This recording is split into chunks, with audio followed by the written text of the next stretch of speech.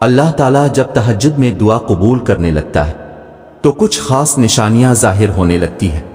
یاد رکھو، اللہ آپ کی دعا تہجد میں قبول کرنے والا ہوگا تو آپ کو محسوس ہوگا کہ آپ کا اللہ سے تعلق مضبوط ہو گیا ہے اور آپ کے حالات میں بہتری آنے لگتی ہے۔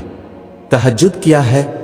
یہ وہ نماز ہے جو ہم پر فرض نہیں کی گئی، تو پھر اس کا اجر اتنا کیوں ہے؟ آپ نے کبھی یہ سوچا ہے؟ اس کا اجر اس لیے ہے کیونکہ اس کا پیغام نہیں آتا، اس کے لیے خود اٹھا جاتا ہے۔ آپ کے دل میں موجود تڑپ آپ کو اٹھاتی ہے، ایسی تڑپ جو گہری نیند سے اٹھا لاتی، جو ہمیں آدھی رات میں اپنے بستر پر سکون سے سونے نہیں دیتی۔ اور اس تڑپ کے ساتھ جب بندہ اپنے رب کے حضور اپنی پیشانی زمین پر رکھتا ہے تو اس کا وہ سجدہ اسے فرش سے عرش پر لے جاتا ہے۔ اس خدائے بزرگ و برتر کی رحمت اپنے بندے کو اپنے سائے میں لے لیتی ہے۔ بندہ اپنے رب کے سب سے قریب ہوتا ہے، اس وقت بندے کا بہایا ہوا ہر آنسو آنکھ سے بہتا ہے اور سکون دل میں اتار دیا جاتا ہے، ہر تکلیف ہوا میں کھوسی جاتی ہے۔ اس وقت رب اتنا قریب محسوس ہوتا ہے کہ لگتا ہے بس وہ ہمیں ہی سن رہا ہے۔ وہ ہمارے اندر ایک ایسا یقین پیدا کر دیتا ہے کہ اس نے ہماری مانگی ہر دعا کو قبول کر لیا ہے اور ہماری ہر خواہش کو صحیح وقت پر پورا کر دے گا۔ تہجد کا وقت خدا کی محبت کا عروج ہوتا ہے۔ تہجد بہت خاص ہوتی ہے، بہت خاص۔ تہجد اللہ کی طرف سے ہمارے لیے ایک ایسا بند دروازہ ہے جو صرف تہجد کی عبادت سے ہی کھلتا ہے۔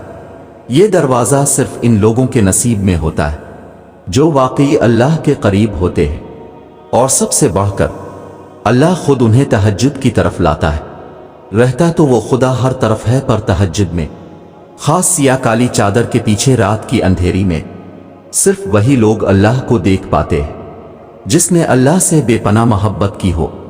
اس وقت اللہ اور آپ کے درمیان ہونے والی گفتگو، آنسوں سے بھری ہچکیاں، دل میں کی گئی باتوں کی آوازیں صرف اللہ کے سوا اور کوئی نہیں سن پاتا۔ اس وقت تہجد کے سجدے میں نہ تو سر اٹھانے کا دل کرتا ہے اور نہ ہی آسمان سے نظر ہٹانے کا۔ اور اگر ایسا ہو جائے کہ کبھی اسی دوران تمہاری اللہ سے تہجد میں ملاقات ہو جائے اور وہ تمہارے روبرو آ جائے، وہ منظر تمہارے لیے معجزہ سے کم نہیں۔ تہجد پڑھنے والوں کے لیے معجزے غیب سے اتارے جاتے ہیں۔ رات کی تاریکیوں میں جب کوئی شدت سے اللہ کو پکارتا ہے تو سارے عرش والے اس کی جانب متوجہ ہو جاتے ہیں۔ پھر اللہ فرماتا ہے، کہو کیا مانگتے ہو، کہو کیا فریاد لائے ہو، کہو کیوں رو رہے ہو اے دن بھر مسکرانے والے۔ پھر جب تم اپنی عرضیاں اسے سناتے ہو اور اس کے روبرو سجدے میں گر جاتے ہو تو وہ حکم دیتا ہے ان دعاؤں کی قبولیت کا جن کے جواب تمہیں لگتا تھا کبھی نہیں آنے والے۔ پھر وہ تم سے کہتا ہے، لو بھر دیا دامن تمہارا، یقین کی جھولی پھیلانے والے، کن لکھ دیا گیا ہے۔ اب میں تمہارے نصیب میں مان گیا ہوں، میں مان گیا ہوں تم سے، مجھ کو منانے والے۔ تمہیں لانا تھا مجھ تک یہ امتحان تو بس تھے بہانے۔ تہجد میں کچھ تو خاص ہے، تبھی میرے اللہ نے اس کو اتنی فضیلت والی عبادت کہا ہے۔ کچھ تو خاص ہے، تبھی اللہ اپنی اس عبادت کے لیے پہلے آسمان پہ آتا ہے۔ کچھ تو خاص ہے، تبھی اللہ کسی کسی کو چنتا ہے، جس کو چن لیتا ہے پھر اس کے لیے معجزے کرتا ہے۔ تمہارا تہجد تک آنا ہی تمہاری دعویٰ کی قبولیت کی سب سے بڑی نشانی ہے، پھر تم کیوں اس کی دیری کو اس کا انکار سمجھتے ہو؟ تہجد اللہ کی طرف سے دعوت نامہ ہے۔ جب اللہ کو کسی سے ملاقات کرنی ہو اور بات کرنی ہو تو وہ اسے تہجد کی لگن لگا دیتا ہے۔ جب یہ سارا جہاں خاموش ہوتا ہے، پھر رات کی تاریکی کے اس عالم میں خدا اپنے بندے سے ہم کلام ہوتا ہے، اور تب یوں محسوس ہوتا ہے جیسے شاہ رگ کی حدوں کو توڑے ہوئے وہ رب ہم میں سما گیا ہے، اور محبت کی کیفیت دوڑنے لگتی ہے۔ پھر میرا رب فرماتا ہے، مانگ مجھ سے میرے بندے، تو نے جو مانگا میں نے دیا تجھے، مگر تب اللہ کے سوا کسی کی طلب ہی نہیں رہتی، اور پھر طلب اللہ کی ہو اور وہ نہ ملے، ایسا تو ممکن ہی نہیں۔ تہجد کا آغاز انسان سے تو ہو سکتا ہے، مگر اختتام صرف اللہ ہے۔